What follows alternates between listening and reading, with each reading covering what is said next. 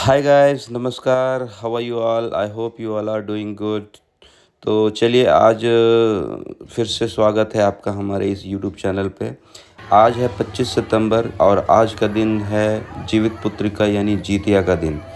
ये माताएं और बहनें अपने संतान की लंबी आयु के लिए जी वो दीर्घायु हो, उनका आयुष बढ़े, इसके लिए ये कठिन निर्जला व्रत वो करती हैं। तो इसके पीछे की क्या स्टोरी है, इसके बारे में बहुत सारे लोगों को पता रहता है, बहुत सारे लोगों को पता नहीं होगा।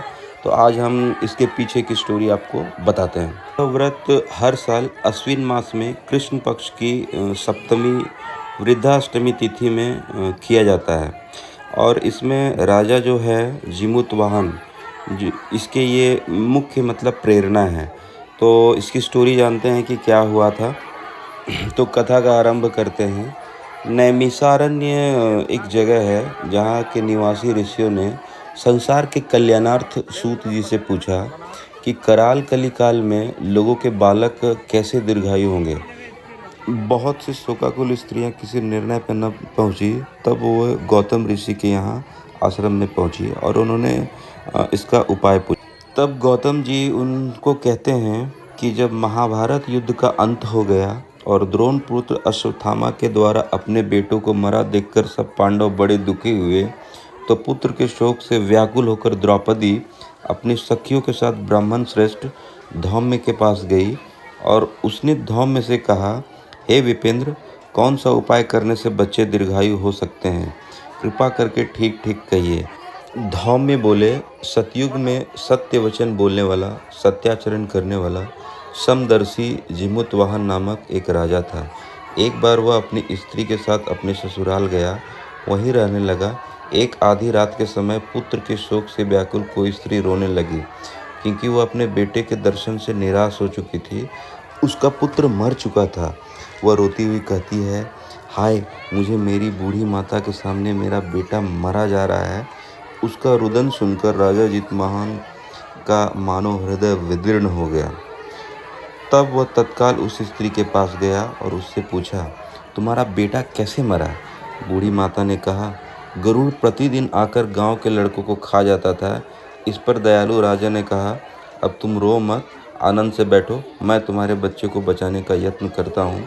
ऐसा कहकर राजा उस स्थान पर गया जहाँ गरुड़ आकर प्रतिदिन मांस खाया करता था। उसी समय गरुड़ की उस पर टूट पड़ा और मांस खाने लगा।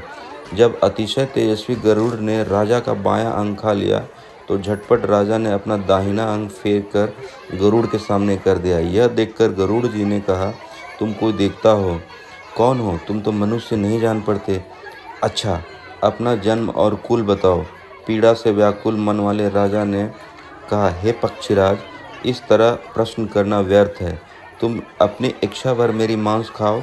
यह सुनकर गरुड़ रुक गए और अपने बड़े आदर से राजा को जन्म और कुल की बातें पूछने लगे। राजा ने कहा, मेरी माता का नाम शैव्या है और मेरे पिता का नाम शालिवाहन है। सूर्यवंश में मेरा जन्म हुआ है और जीमूतवाहन मेरा नाम है। राजा की दयालुता देखकर गरुड़ ने कहा, हे महाभाग, तुम्हारा मन में जो अभिलाषा हो वो वर मांगो। तब राजा ने कहा, हे पक्षीराज, यदि आप मुझे वर दे रहे हैं तो वर दीजिए कि आपने अब तक जिन प्राणियों को खाया है वे सब जीवित हो जाएं। हे स्वामी, अब से आप यहाँ बालकों को न खाएं और कोई ऐसा उपाय करें कि जहाँ जो उत्पन्न हो वो लोग बहुत दिनों तक जीवित रहे। धौम्य ने कहा कि पक्षीराज गरुड़ राजा को वरदान देकर स्वयं अमृत के लिए नागलोक चले। वहाँ से अमृत लाकर उन्होंने उन मरे हुए मनुष्यों की हड्डियों पर बरसाया। ऐसा करने से सब लोग जीवित हो गए जिनको पहले गरुड़ ने खाया था। राजा के त्याग और गरुड़ की कृपा से वहाँ वालों को बहुत कष्ट दूर हो गया। उस समय राजा के शरीर की शोभा भी दुगुनी हो गई। राजा की दयालुता देखकर गरुड़ ने फिर कहा, मैं संसार के कल्याणार्थ एक और वरदान दूंगा। आज अश्विन कृष्ण सप्तमी से रहित शुभ अष्टमी तिथि है। आज ही तुमने यहाँ की प्रजा को जीवन दान दिया है।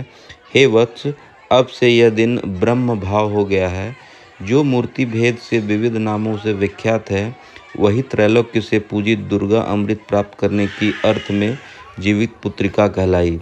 सो इस तिथि को जो स्त्रियां उस जीवित पुत्रिका की कुश और आकृति बनाकर तुम्हारी पूजा करेंगी, उनका दिनों दिन सौभाग्य बढ़ेगा, वंश भी बढ़ती रहेगी।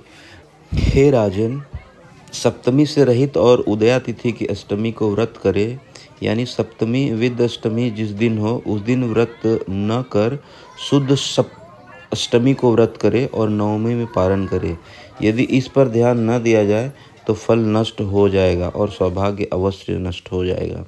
जीमूत वाहन को इस तरह वरदान देकर गरुड़ वैकुंठ धाम चले गए और राजा भी अपनी पत्नी के साथ अपने नगर वापस चले गए। तो गाइस, आपको स्टोरी कैसी लगी, कि आपको पता था? अगर पता था तो कमेंट करके हमें बताएं। बाय। ये भी बताएं कि आप कहाँ से हैं और आपके यहाँ जितिया पर्व होता है क्या? अगर ये उत्सव होता है तो आप लोग किस नाम से करते हैं और कैसे मनाते हैं? Thanks guys.